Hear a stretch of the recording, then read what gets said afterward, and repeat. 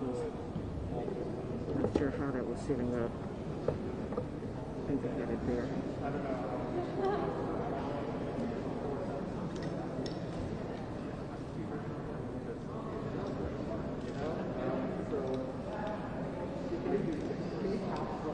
One, two, three, 4, 5. Testing 1, 2.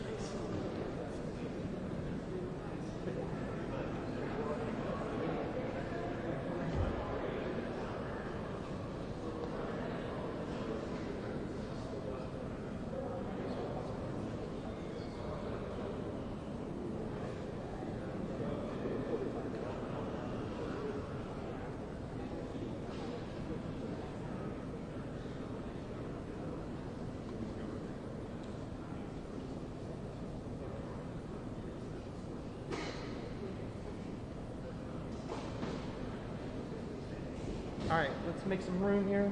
Just clear a little path for him. Thank you. A little bit of room, sir. Sir. Sir, you move this way just a little, please. Make some room. Clear a path. Okay, a little bit more would be great, but that's fine too. Good morning. I'm Gabriel Sterling, and former Chief Operating Officer for Georgia Secretary of State Brad Raffensperger. He's in meetings right now.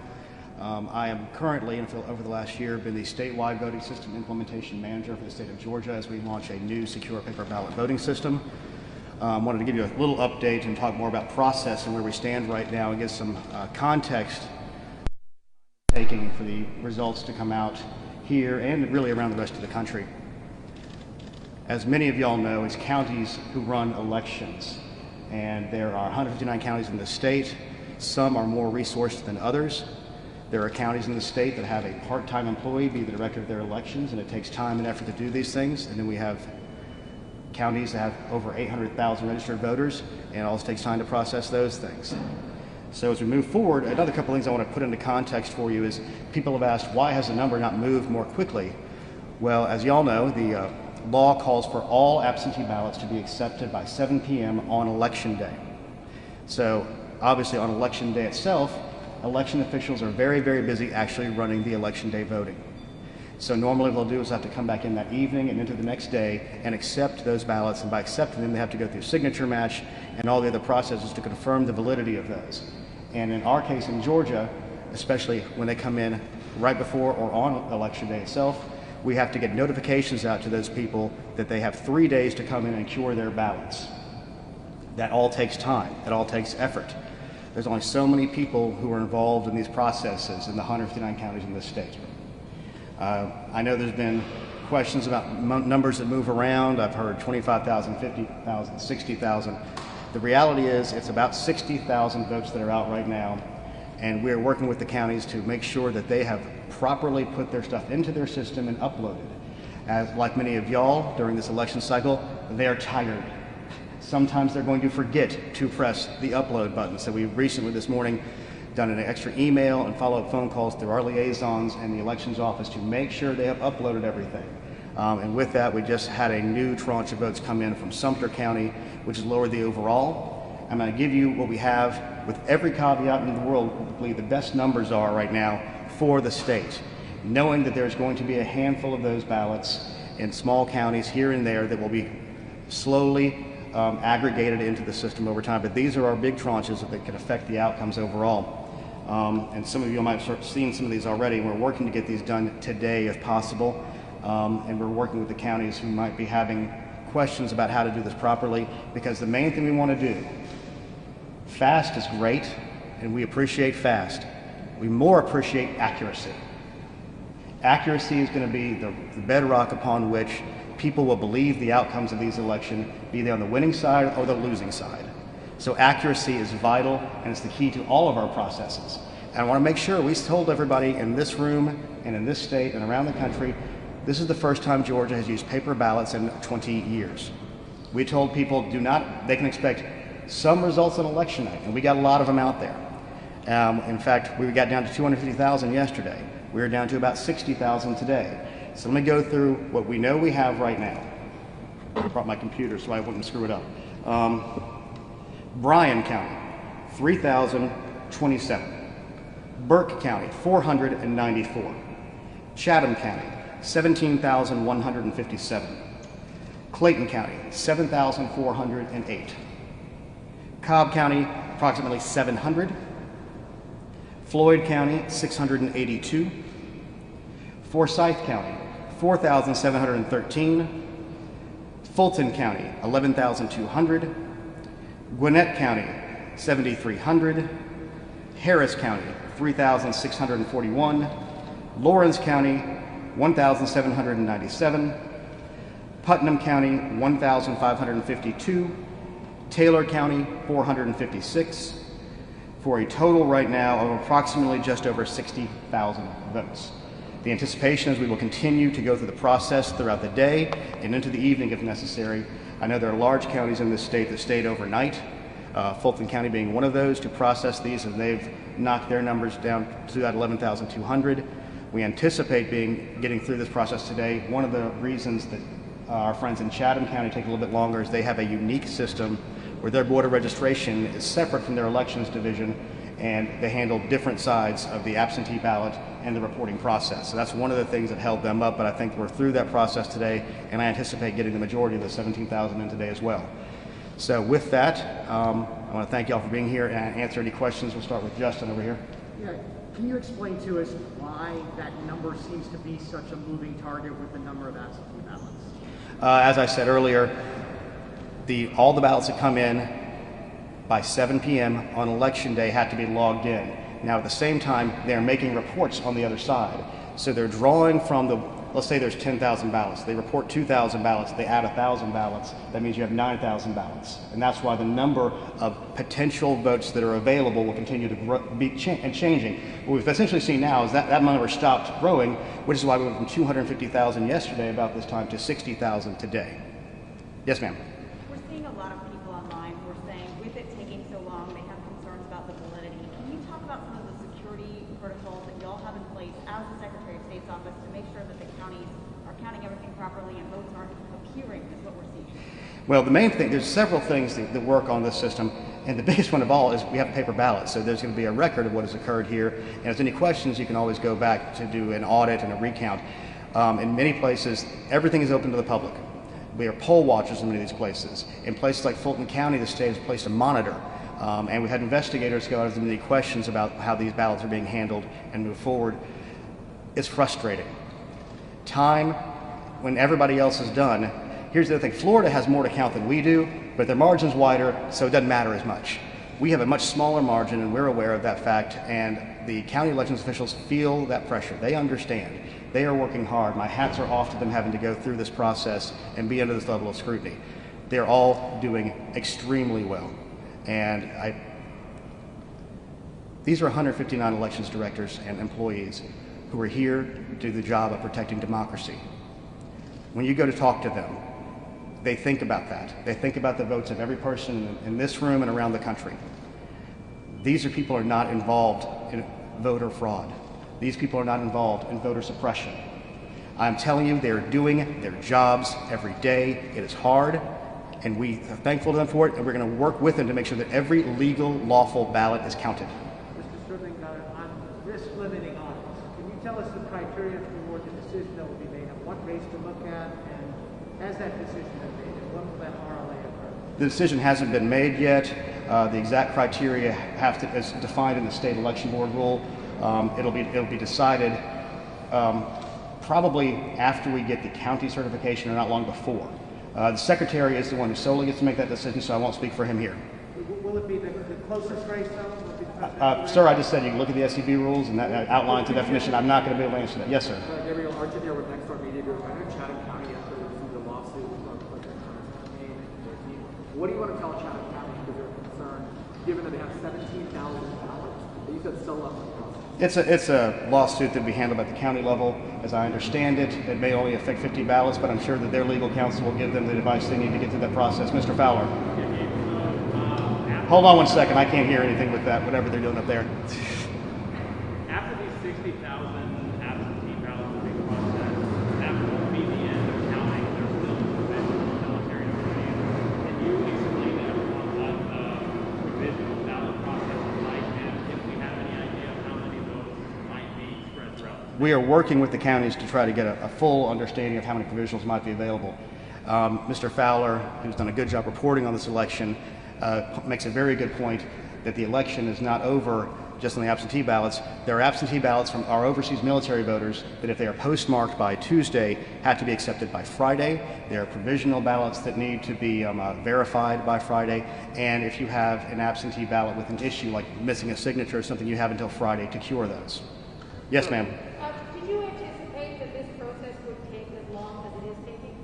That is why, literally, for the last 2 months, we have said it will be, Wednesday or Thursday before we knew the answer to this. So, yes. Yes, sir. Piggyback on that question about the suit against Chatham County. As you know, the Trump campaign is also threatening to sue other counties. Has the Secretary of State's office received any reports of the sort of irregularities that they're complaining about to support that lawsuit? Any report we get of any kind of irregularity our investigative division will look into and ascertain the validity of that report, and if necessary, investigate. Yes, sir. Is your office actively investigating claims of voter fraud right now for this particular election? I can't say for certain right now. I know we have reports around several things. I'm not sure about voter fraud or anything, because that's kind of a broad term, so I need more specific question, and we'll get with our investigations division and try to get a specific answer to that. Yes, sir. Can you tell us about that corrupt scanner in Gwinnett County? Nothing, because I've not heard of anything about a corrupt scanner in Gwinnett County. Sorry, corrupt card. I have no information about that. Yes, sir. The number of absentee ballots that's been put into ENET, is that the final number, or do you anticipate any more being processed? As I said in the beginning of this thing, there's a possibility that some counties might not have hit upload yet. There's a possibility that they could have not had a random one here or there. But as far as the general outlines of these, we anticipate that the absentee ballots that are there, and we have the extra bit of security that we know the number of requests. Therefore, we know that is the most outlying ability of anything to be done. So we know the outer limits of anything possible. But right now, as we sit here today, yes, we feel comfortable with that number. Yeah, Justin. What about the possibility of a recount? Georgia law provides for that for the candidates, and it looks like in the presidential race we're moving into that margin. There is a possibility of that occurring. Georgia law calls for if you're within 0.5% of the certified result, then the losing candidate, or I guess the winning candidate if they wanted to, could call for a recount, and that would be a statewide recount conducted. And one of the things that we did in procuring our new Dominion voting system is we provided for knowing the state's general political situations after 2018, we provided high-capacity scanners to every single county in the state so that they could conduct a statewide recount if it became necessary. In addition to the 60,000 absentees that remain to be counted, we also, the provisionals and Yokohama overseas ones would be on top of that, correct?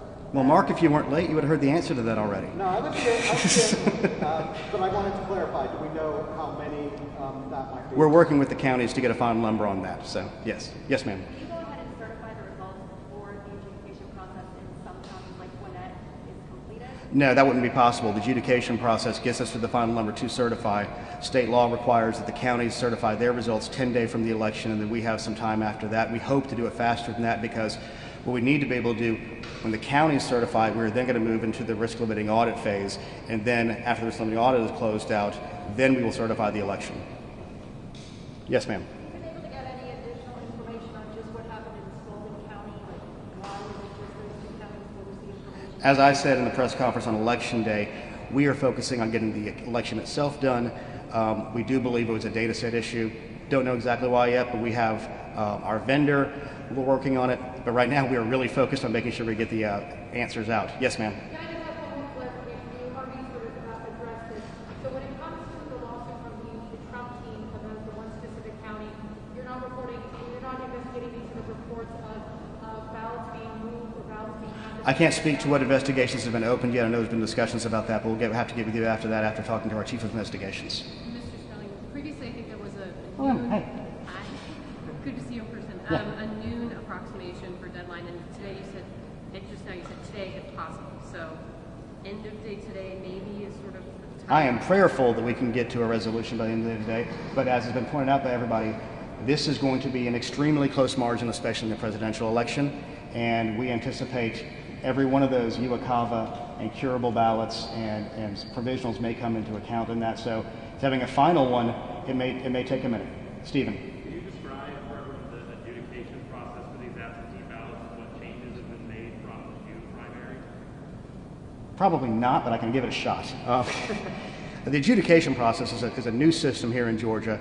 Under the old system of scanning, when you had hand-marked paper ballots, which are something that, unfortunately, as a hand-marked paper ballot, is very open to human frailty and mistakes. We can use an electronic adjudication system where it takes a picture of those ballots, and the computer used to just say, if it's an overvote, we're going to kick it out, which means there's 2 ovals marked for a single race. We're going to kick it out, and then a human being will get a chance to look at it. Under the new system, it will also look at overvotes, plus it will look at anything like an ambiguous mark. So if somebody has a check mark or anything like that, it brings it up onto a screen, and a bipartisan panel will then examine that ballot to discern the voter intent. Then it is marked in the system, and then it can be counted properly. Yes, sir. How many ballots have been tossed out at this point in time? Do you have that number? You'd have to be more specific. We don't toss out ballots in the state. That have obviously had errors on the state's or double, double, like you said, mark Yes, twice? we wouldn't have a tracking on that right now because that's basically, if you mismark something that is not a actual vote cast in that race, and just because there's a mistake on one part of your ballot doesn't mean that the rest of your ballot would still get counted. Yes. Sorry, Mel. Richard Barron is saying that 130,000 have been adjudicated. Is that correct? Okay, that kind of made my skin crawl. When he's saying that 130,000 ballots have been scanned in batches, and they've adjudicated the small percentage of those inside those 130,000. So to give some clarity to that. Yes, next There's one. about 27,000 I understand about military and overseas ballots. Some of them have returned. So could that delay this into tomorrow possibly? Well, as I said, we have to accept those ballots until Friday, and we can't know what's going to get here until the time actually gets here for that. Don't tell me I punched y'all out. All right, with that, I just want to say one more thank you to the voters of the state of Georgia. The Secretary begs your patience. This is a long process, but I think all of us would agree that having an accurate count is much more vital. An accurate and fair count is much more vital than having a fast count. So thank you, and we'll try to follow up with any other questions for later today. Y'all have a great day.